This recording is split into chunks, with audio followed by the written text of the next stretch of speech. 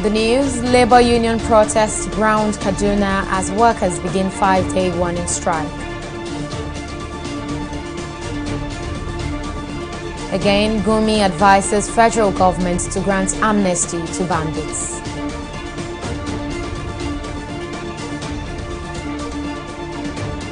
And gunmen set another police station ablaze in Abia, killing 2 police officers. Glad to have you join us on News Now. I am Oyin Adekunle. Kano State was today grounded following protests by the Nigerian Labour Union (NLC) and its affiliates over the sack of workers in the state by Governor Nasir El-Rufai. The protest, led by the national president of the Nigeria Labour Congress, Ayuba Waba, was held round major roads in the state capital, creating heavy traffic congestion. The Labour Union has vowed not to back down until the government reverses its decision and reinstates the sacked workers. Empty streets due to total strike. Heavy traffic gridlock due to protests. Total darkness in the city as a result of power cut. That is the situation in Kano State on Monday.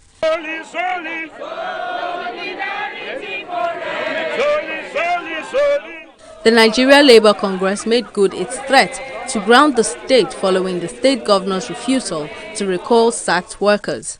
Trouble started when Governor Nasir El-Rufai sacked 4,000 workers across the 23 local governments in the state. The state government has maintained that between 84% to 96% of its monthly allocation is used to service civil servants who are not more than 100,000. Government says the only solution to balance the books for other citizens of the state to feel impact of government is to downsize and cut down on expenses. And this is the result of the face-off between government and labor. There's what we call redundancy law. You shall engage the labor union representing that worker.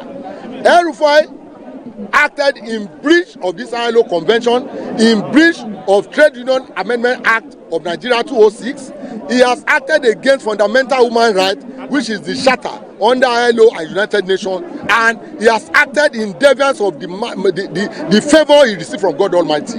He's not the best in Kano State, with all respect. If he has been sacked before, will he be a governor? This is somebody who attended public school throughout. And what is he doing now? He raised the school fees of children, of workers. They can no longer go to school. That is why Kaduna has become epic center of insecurity in Nigeria. NLC President Ayuba Waba says Labour will continue to fight for the rights of members who have been unjustly disengaged.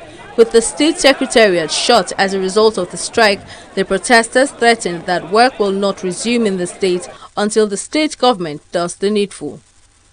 All of us and the workers of Kano State and our unions are here to defend the sacrosanct of our labor laws. We are here to say that any worker that has been sacked without respecting the extant law is a violation of the fundamental right of the worker. Yes, we are aware that as we speak, local government workers have been sacked and issued letters.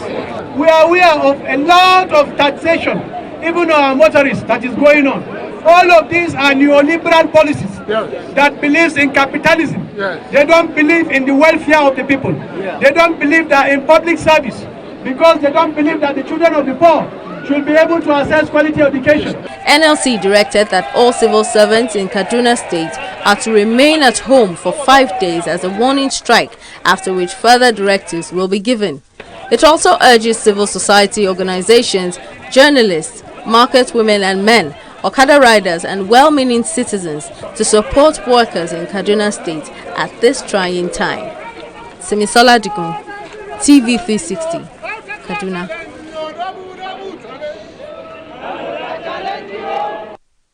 The coalition of northern groups has accused the southern governors of unfairly profiling the entire business community of herders as the sole cause of the bulk of security challenges in the region.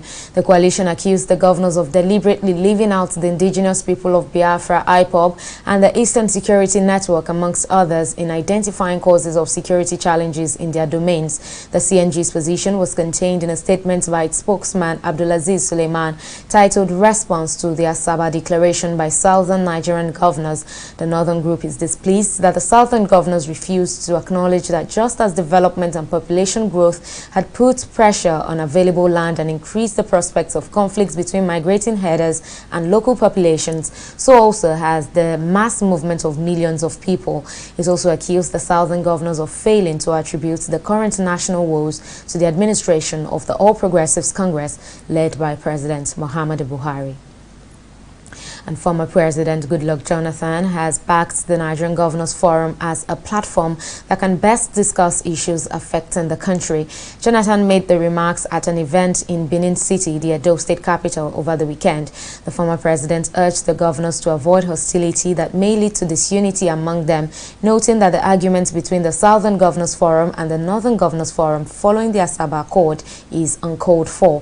Jonathan said the governors should continue to meet to prefer solutions to the challenges of the nation and condemned the antagonism amongst the governors, stressing that it will not address the challenges on ground. And governors elected on the platform of the People's Democratic Party, PDP, are currently meeting at the International Conference Center of the International Institute of Tropical Agriculture, Ibadan, Oyo State. The governors who arrived at the venue of the meeting in the afternoon went into a closed-door session immediately. Figures from the venue said the governors' meeting centered on the security challenges across the country and the dwindling economic fortunes. It is expected that a communique will be issued at the end of the meeting. Government can methodically reduce the rate of banditry and kidnapping in the country if it sincerely engages in dialogue with the bandits. Islamic cleric Ahmed Gumi said this while hosting the parents of the released students of the Federal College of Forestry and Mechanization, Afaka, in Kaduna State. Our correspondent Mary Kano reports. After two successful adventures of helping to negotiate the release of students from bandits, first Government Science College Kagara in Niger State and now Federal College of Forestry in Kaduna, Sheikh Gumi has become a voice to listen to. The cleric at the weekend hosted the freed students of the College of Forestry Kaduna and their parents to a welcome reception where issues were discussed. Speaking to journalists at the event, Sheikh Gumi insists negotiation is still the reliable way out of the situation and advocates amnesty for the bandits and kidnappers. We need the government to come in and give a kind of what I would say, I'll call it an amnesty, because an amnesty comes with a package. Then we need to rehabilitate them. One, you need to disperse them from the forest. How can you do that in a civil way? Attract them to schools, distribute them, get their boys. You will see boys as young as 12, 13, 14 years old. Bring them out of the forest into schools. So they will leave the forest, they will stop that concentration that gives them the power to attack people. Government engagement is very vital and it can stop it. The cleric says the bandits are willing to lay down their guns and embrace peace, but are scared the government may arrest and kill them. He confirmed that no ransom was paid in the release of the Afaka students. It's through our contact with them, through their leaders, the Fulani leaders. The parents are also impatient. In fact, their interference has been delaying these things, because when we reach a conclusion that they should release them, then a parent will call them and say, I'm ready to pay. So parents sometimes do things behind our initiative, and this has been causing problem and causes a lot of delays. So we don't know what parents do behind then, but we have followed a system in which since they respect their leaders, it's difficult for them to say no. So in the end, they have released people without any compensation from our side. But we don't know what the parents behind this scene did. Sheikh Gumi advises government to consider absorbing the criminals into the system by providing them with social amenities that will make life better for them and their families. People are ready to negotiate. They are ready to put down their arms. So I don't see why we should not engage them and so that they drop their arms. In the ordinary Fulani, telling them, look, don't give your children to these people, and that there's future, there's this, there's that. So we expect if the government will cooperate with us, we'll continue immediately trying to see and negotiate. There are many bandits that are sending us messages, please, we need peace, and saying that we need education. For their health condition, most of them have been treated for typhoid and malaria. But the psychological aspect is the one that is still troubling us. Most of them are not stable. As you can see, some of them we are not even able to attend this social gathering. The cleric identifies the influence of drugs and proliferation of arms as a major reason for the high rates of criminality in the northern part of the country. Mary Kano, TV360, Nigeria. And still in security matters, 2 police officers have been killed in a fresh attack by gunmen at the Apumeri Ubakala police station in Umuahia South local government area of Abia State. The spokesperson for the police command in Abia, Godfrey Ogbonna, confirms the incident. According to Ogbonna, the hoodlums attacked the station around 12:10 a.m. with explosives. He said operatives who were deployed to reinforce security at the station tried to repel the assailants, but 2 officers were killed in the process. The incident is the latest in a series of attacks on police facility in the southeast region. Last week, 2 police stations in the state were razed by gunmen.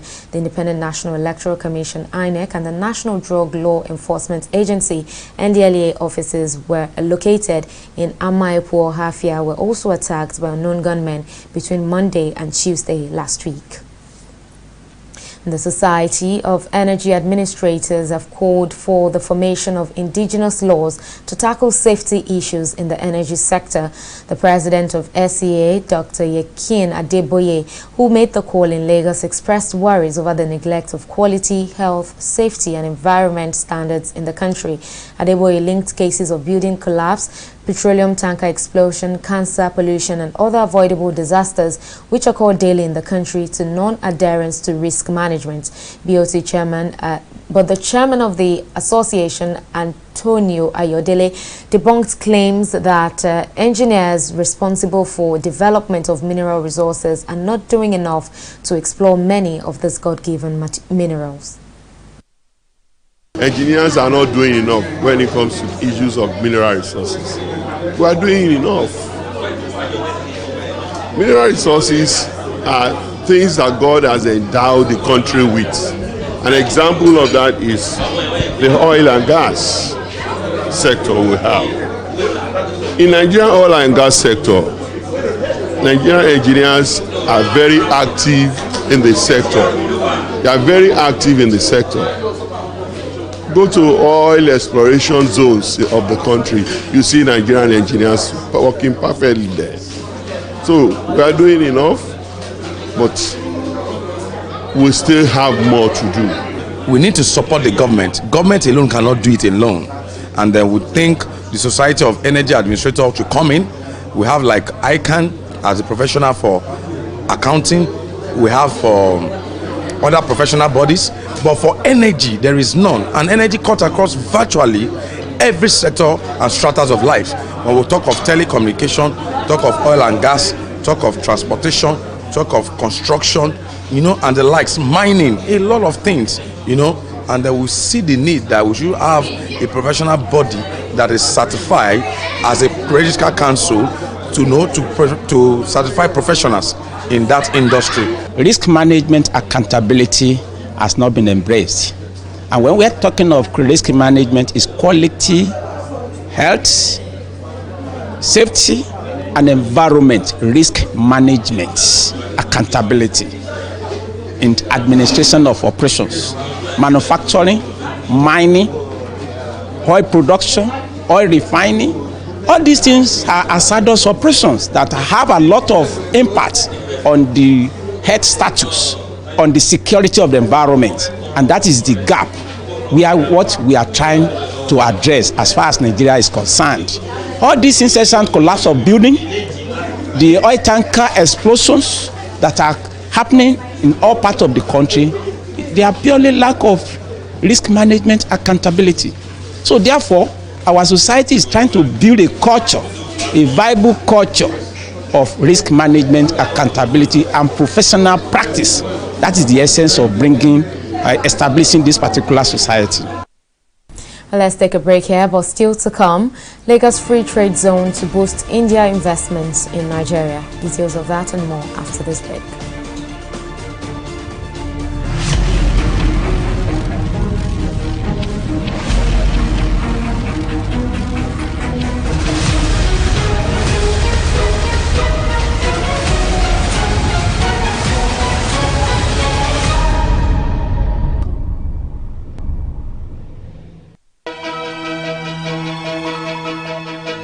Opinions are free, facts are sacred, but truth is universal. How, in practical terms, can we, for instance, de-escalate the tension? President must see himself as the President of the Federal Republic. We know where the enemy is. 3 places. The Lake Chad Basin, the border area between Nigeria and Cameroon, and then the Sambisa Forest. On TV360, we give you a complete dose of everything. Opinion, facts and undiluted truth. I hardly believe what politicians say in this part of the world. A new Nigeria is possible, a future is possible. We delve into the issues, dissect it so that you can understand it, use it to take action. I don't think there's any need for any governor to look for grant for ranching. TV360, dissecting the issues. Glad to have you back. Now, here's a quick reminder of some of our top stories tonight. Kano State was grounded on Monday following protests by the Nigeria Labour Congress (NLC) and its affiliates over the sack of workers in the state by Governor Nasir El-Rufai.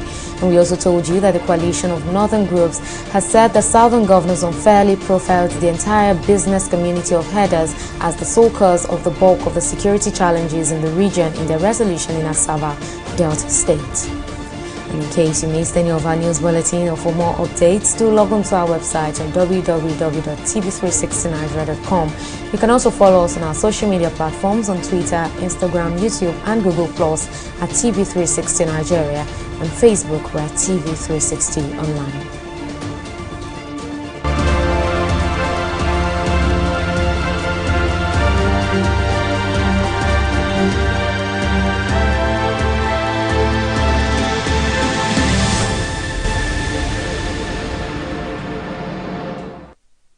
The Director General of the Nigeria Center for Disease Control, Chikwe Ekwazu, has confirmed that the deadly Indian variant of the COVID-19 is already in Nigeria. The NCDC Director General advised Nigerians to protect themselves by wearing face masks and avoid mass rallies.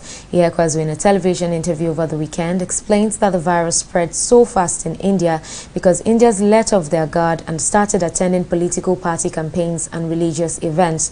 He further warns that Nigerians are becoming complacent following the reduction of reported number of cases of infected persons, which used to be as high as 30,000 to 40,000 cases per week. Well, we take a short break here and return with business updates. Please stay with us.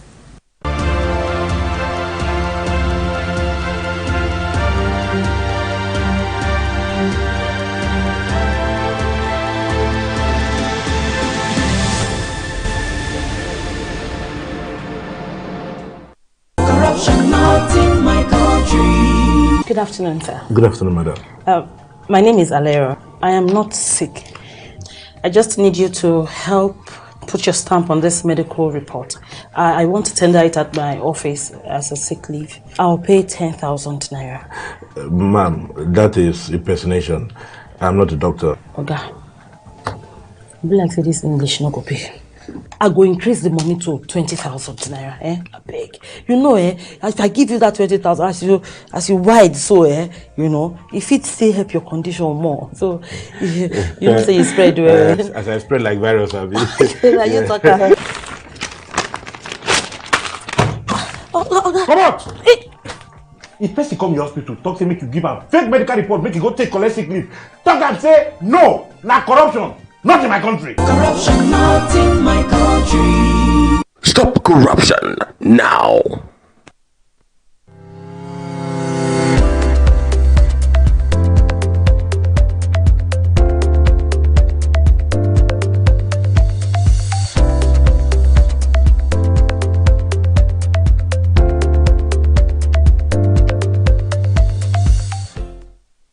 Welcome back. Let's now join Mary Kano standing by for the latest in the world of business. Over to you now, Mary. Thank you very much, Oyin. And now in business. For the first time in 20 months, Nigeria's inflation rate has recorded a decline to 18.12% in April. Now, this is a 0.05% reduction from the 18.17% recorded in March. The new figure was contained in the April Consumer Price Index and Inflation Report released by the National Bureau of Statistics (NBS) on Monday. According to the NBS, food inflation also reduced to 22.75% in April from 22.95% in March.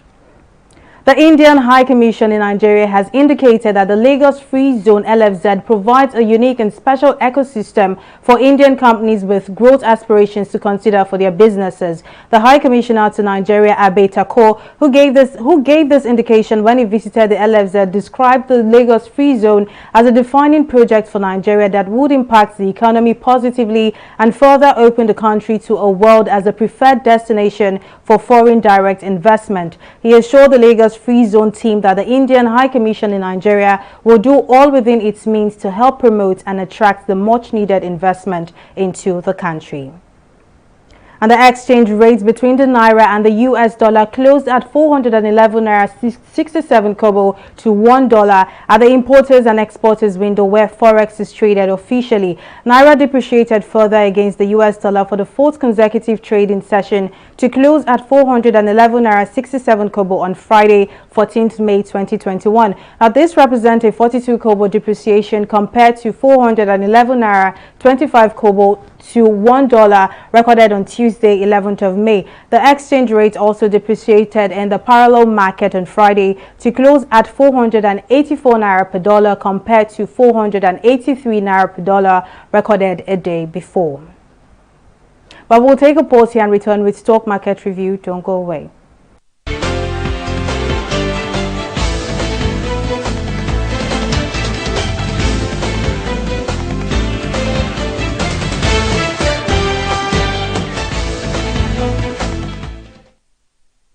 Going against traders' expectations, the bears are back again as investors lost 6 billion naira at the close of trading on the Nigerian Exchange Limited as the all-share index depreciated to 0.44%. Now, today's losses, contributed by 14 equities, can be largely attributed to the consumer goods and financial services sector, represented by Nigerian NML and AfriPrud, with over 2 naira losses. Now, meanwhile, performance on the activity chart saw 357 million units traded in 4,394 deals with a value of over 3 billion naira. Now, despite today's losses, with over 72 kobo gains and maintaining its spot from last week's trade, Etana and Capital Hotel topped the gainers list. Now, investors have been advised to take positions in only fundamentally justified stocks as the market will get even more unpredictable with the coming days. Now, moving on to the foreign scene. Now, after ending last week on a high note, the UK, the US and Asian stocks are back in the reds as investors have turned their attention back to inflation worries, resulting in the decline witnessed across the market. We can see here that the FTSE is trading at 0.15%, Dow Jones, the US stock, is trading at 0.39%, while Asian stock Nikkei is currently trading at 0.92%. That's all on stock market review. It's over to Owen for the rest of the news. Well, thank you for that update, Mary. Moving on to the foreign scene, Turkish President Recep Erdogan has called on Pope Francis to support sanctioning Israel to prevent more Palestinians from being massacred as clashes between Israelis and Palestinians continue.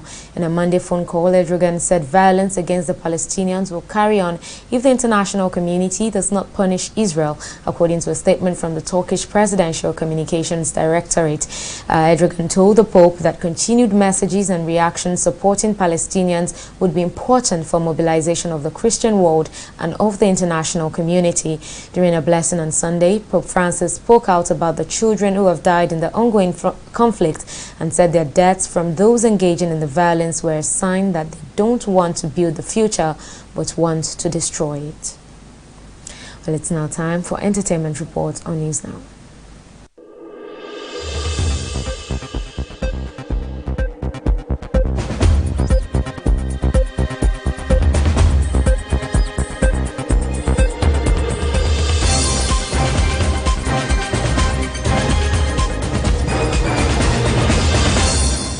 A lady identified as Doreen has called out popular Nigerian plastic surgeon Dr. Anu of Med Contour for infecting her with fat necrosis, a condition that occurs when a person experiences an injury to an area of fatty tissue in the body. Doreen has also shared disturbing photos of her botched procedure, adding that she's at the point of death. The anonymous patient, in a private message, shared that she did not know about Dr. Anu's track record when she flew in from New York to undergo a butt enlargement surgery in Abuja.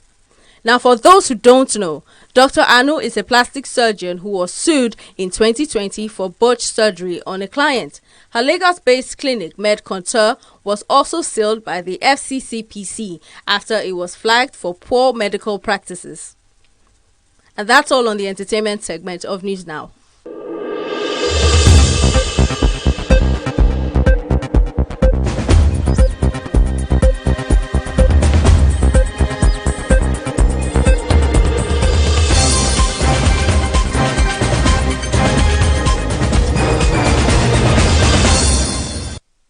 And in sports, West Brom centre-back Semi Ajayi has revealed that he was subjected to racist abuse on social media after their 2-1 loss to Liverpool on Sunday. The Nigerian international played the duration of the match as the hosts gave up their lead to suffer their 20th defeat in the Premier League this season. After the match, Ajayi took to his Instagram story where he received to reveal that he received racist comments. It remains to be seen if social media platforms will take action to crack down on racism with severe punishment. Well, that's it on News Now. Thank you for watching. I am Oyi Adekunle.